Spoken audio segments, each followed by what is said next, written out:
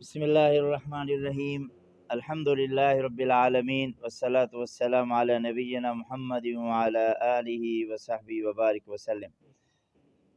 انس بن مالک رضی اللہ تعالی عنہ فرماتے ہیں کہ قال رسول اللہ صلی اللہ علیہ وسلم لما عرج بی مررت بقوم لهم اظفار من نحاس۔ امام الانبیاء صلی اللہ علیہ وسلم نے ارشاد فرمایا کہ جب میں معراج کی رات اوپر گیا تو مجھے ایک ایسی قوم سے گزر ہوا مجھے جن کے ناخن بڑے بڑے لمبے تھے اور تانبے کے بنے ہوئے تھے، ناخن جن کے تانبے کے بنے ہوئے تھے۔ یہ ناخن ہم ہمارے معاشرے میں بڑا رکھتے ہیں، یہ ناجائز ہے، یہ سنت کے خلاف ہیں۔ میرے نبی نے فرمایا کہ وہ ناخن ان کے تانبے کے بنے ہوئے تھے اور وہ اپنے چہروں اور اپنے سینوں کو نوچ رہے تھے۔ یہ چہرے کو یوں جو مار رہے تھے نا، چمڑی چہرے کی اکھڑ رہی، پھر سینے کو پکڑ کے ایسے یوں کھینچ رہے تھے، نوچ کے زخمی کر رہے تھے۔ مجھے بڑا افسوس ہوا کہ یہ کون شخص ہیں جو اتنے بڑے ناخن اور پھر اپنے چہرے کو اور اپنے سینے کو، اوئے ہوئے میں نے جبرائیل سے پوچھا، فقلت من هؤلاء یا جبرائیل، یہ کون ہیں؟ اللہ اکبر، اللہ۔ جبرائیل نے فرمایا کہ هؤلاء الذین یأکلون لحوم الناس، یہ وہ لوگ ہیں جو لوگوں کا گوشت کھایا کرتے تھے۔ لوگوں کا کون گوشت کھاتا ہے؟ کون کھاتا ہے؟ کوئی دنیا میں کسی آدمی کو دیکھا کہ لوگوں کا جان بوجھ کے انسانوں کا گوشت کھائے؟ نہیں، لیکن اس سے مراد ہے غیبت ولا یغتب بعضکم۔ قرآن نے فرمایا کہ غیبت نہ کرنا۔ لبعض ایحب احدکم ان یأکل لحم اخی، یہ قرآن نے فرمایا سورہ حجرات میں۔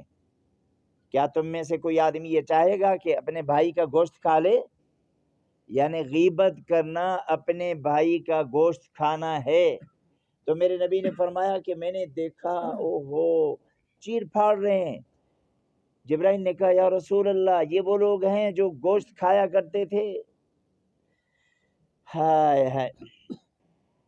پھر جبرائیل نے فرمایا دوسرے نمبر پہ یہ وہ لوگ ہیں جو لوگوں کی عزتوں کو تار کرتے تھے۔ لوگوں کی عزتوں کو خراب کرنا۔ آج ہم سب توبہ کریں، سب کہہ دیں اللہ میری توبہ ہے، سب کہہ دیں اللہ میری توبہ۔ میں بھی کہتا ہوں اللہ میری توبہ ہے۔ ہائے، لوگوں کی عزتوں کو خراب کرنا یہ آسان بات نہیں ہے۔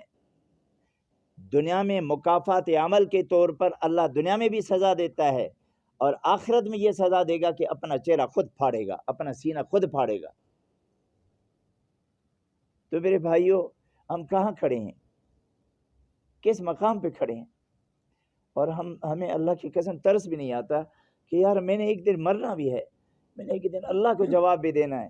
اور یہ میرے نبی فرما رہے ہیں، ابو داؤد شریف کے حدیث ہے، میرے نبی فرما رہے ہیں، اللہ کی قسم ان کی باتوں میں ذرا بھر بھی جھوٹ نہیں ہے، ذرا بھر بھی جھوٹ نہیں ہے۔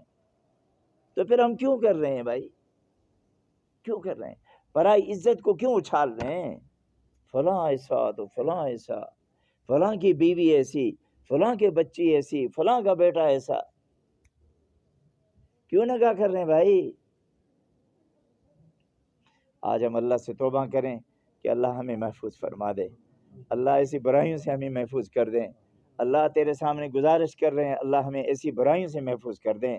ہم نے زنا کو تو گندا فعل سمجھا ہوا ہے، لیکن کبھی غیبت کو نہیں سمجھا، جس کے بارے میں میرے نبی نے فرمایا کہ الغیبت اشد من الزنا، غیبت کرنا زنا سے بھی بدترین گناہ ہے، اور دوسروں کی عزتوں کو خراب کرنا یہ غیبت سے بھی زیادہ گناہ ہے۔ اللہ ہم سب کو عمل کی توفیق عطا فرما دے۔